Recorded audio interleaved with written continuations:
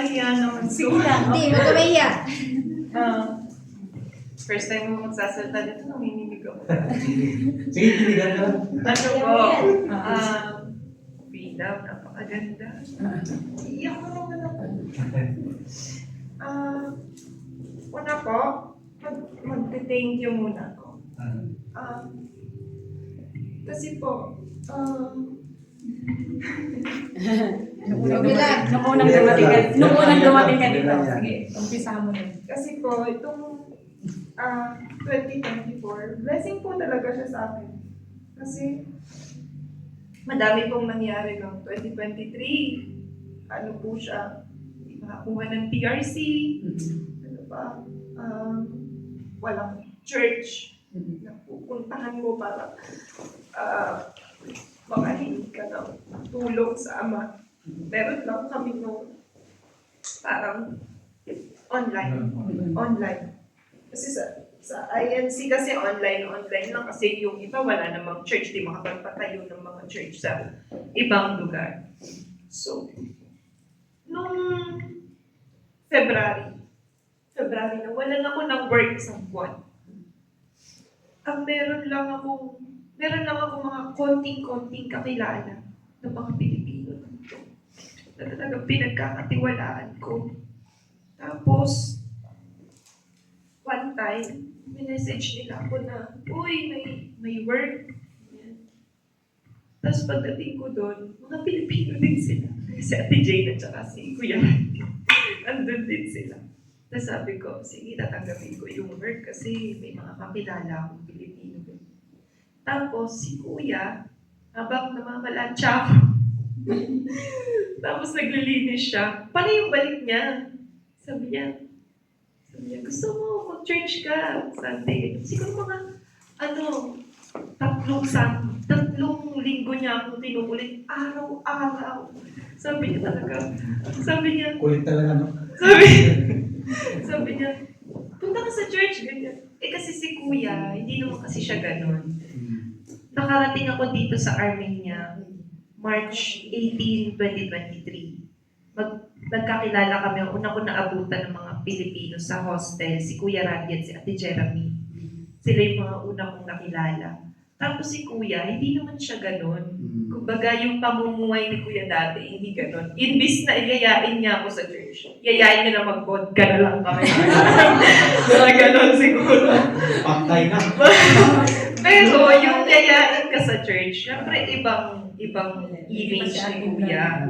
Sabi ko, ala, nabago nila si Kuya, baka may pag-asa pa ako, sabi ko. Wala mo posible sa Panginoon. Ayun, tapos, syempre hindi naman ako religious din, hindi din ako, kumbaga malapit, hindi ako malapit. Lagi kang mahihiya na lumapit kasi parang feeling mo, makasalanan ka naman eh, kami ganon. Pero, nung unang dating ko dito, si Kuya rin yung nag-preach dito. Siya rin yung nag-preach dito. Tapos sinabi niya na, ako, makasalanan din ako, sabi niya. Alam niyo naman, sabi niya gano'n. Tapos na-realize ko na, pag makasalanan ka, dapat lalo kang lumapit. Tama. Lalo kang lumapit. Tapos, ito, syempre nag-aayos ako ng syempre freedom, napakaganda, no? May iba-iba tayong definition ng freedom. Nung bata ako, sabi ko lang, gusto ko ng freedom, gusto ko lalabas ako para maglaro, gusto ko makabili akong candy, wala akong pera, nasa mama ko, ganyan. Syempre, pag humingi ka, sabihin sa'yo, gastos mo, hindi ka pwede, ganyan. Yun yung definition ng freedom, pag bata pa tayo.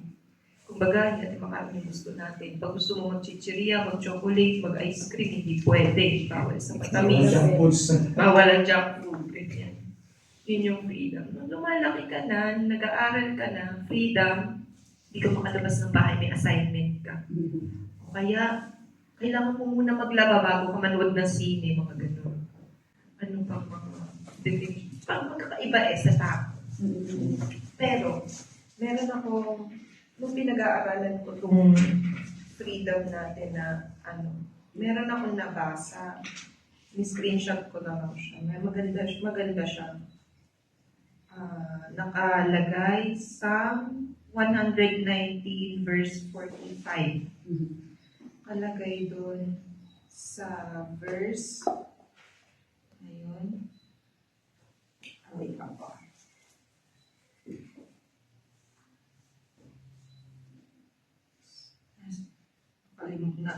Nawala na. Hindi. Nakalagay dito. Extension pala yun. Psalms 118 verse 5.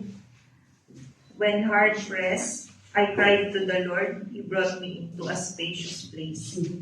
So, dati, nung hindi mo pa fully tinatanggap, Christian ka, kilala mo si Jesus Christ, pero hindi mo siya fully tinatanggap sa sarili mo. So, pag ganun pag 50-50 kang Christian, iisipin mo ang pagsunod sa Kanya parang naglalakad ka sa makipot na daan. Naglalakad ka sa bridge na konti na lang mahuhulog ka, ganyan. Pero, sa Bible, nalaman ko, sabi niya, pag sumusunod ka daw kay Christ, naglalakad ka sa malawak na lugar. Ibig sabihin, free ka na gawin gawin na sumunod sa Kanya. Kumbaga, binigyan ka niya ng freedom para gawin mo yung tama. Gawin mo yung nararapat mong gawin. Yun daw yun. So, para sa akin, na nung nagsimula ako mag-church, alam niyo naman, marami akong kasalanan. Marami akong ginagawang hindi karapat-dapat. Pero, una sa lahat, na-stop ko yung mga yun. Na-stop ko lahat siya. Kasi diba, sabi, slave to sin. Diba? So, nung nag-start akong mag-church, nawala siya lahat. Tapos, diba, pag minsan, yung utak mo, parang umiikot siya na, parang, ano kayang gagawin ko? Bakit hindi pa ako nagkakaroon ito? Hindi pa ako mayaman? Nagkakaroon ka ng depression. Pero kapag sumusunod ka na sa mga aral niya, hindi mo na yung mararamdaman. Yes, totoo yan. Wala ka ng depression, hindi ka na natatakot na baka ganito yung mangyari sa'yo. Alam mo na may purpose ka. Alam mo. So, mas ako ngayon, mas malaya ako. Kumbaga. Kasi, hindi na ako gumagastos ng paglabas-labas ng mga ganyan. Alam nyo na yan. Hindi na ako bumibili ng mga kung ano. Kasi, mas naging malaya na ako ngayon. Alam ko na hindi ko kailangan yung mga yun. Yes. Hindi ko na siya kailangan. Sa ngayon, wala na akong ginagawa kundi magtrabaho at magpahinga. Pero, alam nyo po, hindi ko po kasi day off ang Sunday. Pero mas excited ako pag dumarating ang Sunday. Yes! Tuesday pa lang naka-ready na yung Tuesday pa lang, Wednesday pa lang naka-ready na yung mga natin, yung mga announcement natin sa GC, ganyan, kung ano yung program, ganyan. So, mas excited ako pag Sunday. Kahit hindi ko siya day off. Ang day off ko po Monday pa. So, ngayon, yun po. Sobrang thankful po ako sa lahat ng blessing na natanggap ko. Amen. Sa birthday ko. Yes! Isang taon na naman po tayo, matanda na tayo. Ito yun po, sobrang thank you po. Sobrang thank you po. Dito po sa church natin, sobrang thankful po. Marami po ako natutunan sa inyo lahat. Salamat. Amen.